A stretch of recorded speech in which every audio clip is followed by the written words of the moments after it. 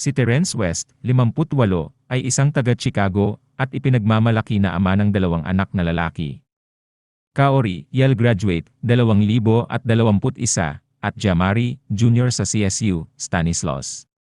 A lifelong learner at achiever, si West ay mayroong BA in Public Administration mula sa Chico State University, 1,973 at isang MA sa pampubliko.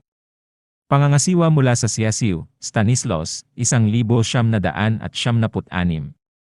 Lalo niyang pinaganda ang kanyang mga kwalifikasyon sa California Real Estate Broker's License, 2006.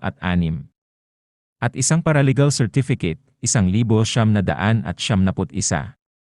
Kapansin-pansin, ang West ay isang mabigat track at field sprinter, nagtatakda ng mga record sa 100 metro sa James Logan High School, 1,983 at muli sa California State University.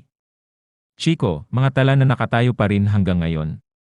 Ang propesyonal na paglalakbay ng West ay sumasaklaw sa loob ng 3 dekada sa publiko, serbisyo at aktibidad ng komunidad, partikular sa South Stockton.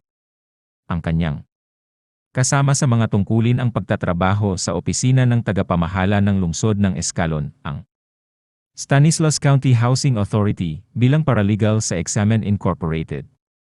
At sa San Joaquin County Human Services Agency mula noon. 1,979 ang kanyang pangako sa pagsulong sa pamamagitan ng edukasyon ay katibayan.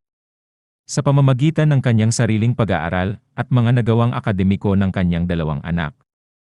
Naninirahan sa distrito 1 sa loob ng 30 taon, ang West ay nangangampanya para sa county Board of Supervisors, District 1. Siya ay isang Demokrat. Siya ay isang napatunayan tagapagtaguyod. Tutulong siya sa pagprotekta sa mga karapatan ng kababaihan. Gagawin niya patuloy na manindigan para sa mga unyon ng mga manggagawa tulad ng ginawa niya sa kanyang tatay noong siya ay 8 taong gulang. Hindi niya hahayaan na itanggi o ibaligtad ng sinuman ang iyong bumoto, manalo man siya o matalo. Ang kanyang slogan, "Less talk, more walk." Ibig sabihin lang,